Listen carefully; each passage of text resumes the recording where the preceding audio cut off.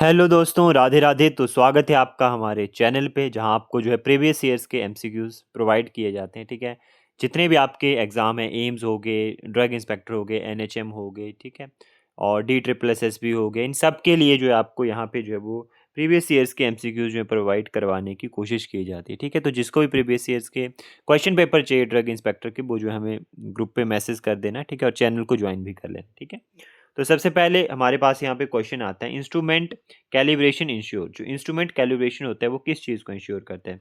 Faster production, shorter testing time, cleaning, validation, accuracy and reliability of measurement.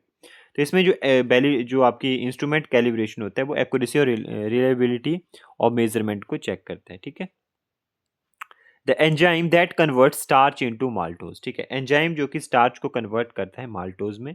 तो यहाँ पे आपके पास एमाइलेज जो एंजाइम होता है, ठीक है, वो क्या करता है, आपको स्टार्च को जो है वो क्या करता है, माल्टोज में कन्वर्ट करता है। क्वेश्चन 3 है, DNA and RNA differ in the presence of which sugar. किस शुगर की प्रेजेंस में डीएनए और आरएनए में डिफरेंस होता है? ठीक है, आरएनए है और डीएनए है, उसमें किसके बेसिस के ऊपर डिफरेंस होता है? ग्लूकोज, राइबोज, डीऑक्सी राइबोज या फ्रक्टोज। तो ऑप्शन सी यहाँ पे करेक्ट आ जाएगा, डीऑक्सी राइबोज की वजह से डिफरेंस होता है। ठीक है,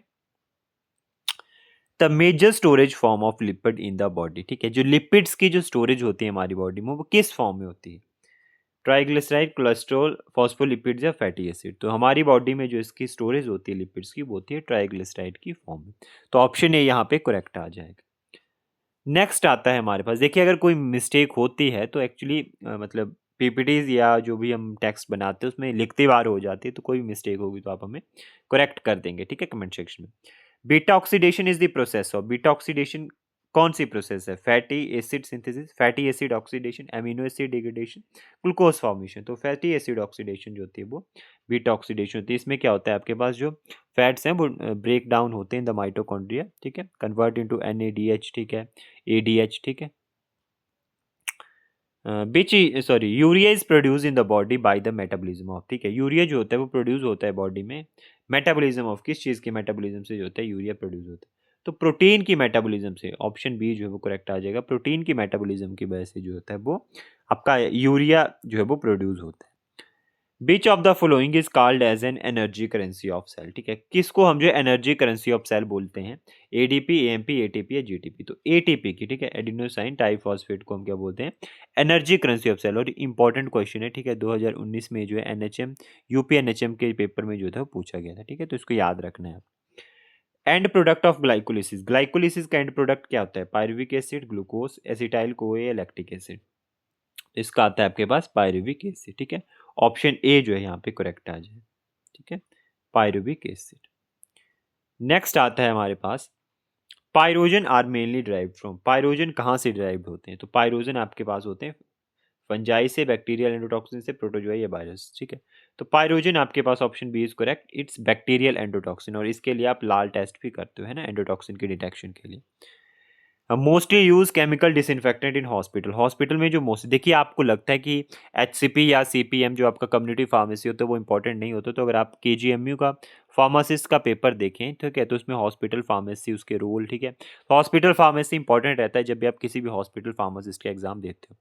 तो जैसे इसमें मोस्ट कॉमनली जो डिसइंफेक्टेंट यूज होता है वो कौन सा होता है? फिनोल, फॉर्मल्डिहाइड, बेंजलकोनियम क्लोराइड या इथेनॉल। तो इथेनॉल जो होता है यहाँ पे जो है वो नॉर्मली और केमिकली यूज जो है डिसइंफेक्टेंट है। More resistant form of microorganism to sterilization is, ठीक है, मोर रेसिस्टेंट फॉर्म, ठीक है, of microorganism to sterilization. Resistance की मतलब आप स्टेरिलाइजेशन कर रहे हो फिर भी वो माइक्रो ऑर्गेनिज्म नहीं मर रहा है, ठीक है, उसकी डेथ नहीं हो रही है। तो इसमें आपके पास कौन सा होता है more resistance? Vegetative spore, bacterial spore, fungi या वायरस। तो यहाँ पे बैक्टीरियल स्पोर जो होता है वो क्या होता है? Sorry, option B, bacterial spore जो होता है वो क्या होता है आपके पास? ऐसा है जो है वो, ये जो माइक्रो ऑर्गेनिज्म है स्टरलाइजेशन की वजह से भी नहीं खत्म होते। ठीक है, resistant form of microorganism to sterilization, ठीक है। Which of the following is use for sterilization of the heat sensitive material.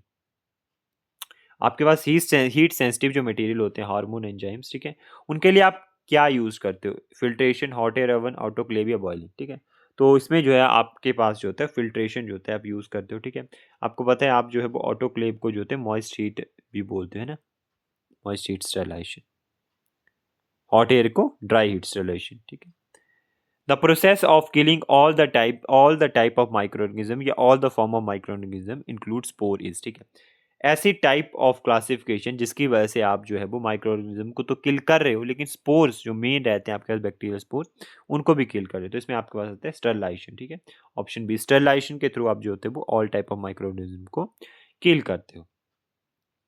Dry heat sterilization is mainly use for, dry heat sterilization किस लिए यूज होती है? तो dry heat sterilization आपके पास होती है glassware and metal instrument को स्टरलाइजेशन करने के लिए। ऑप्शन सी यहाँ पे करेक्ट आ जाए।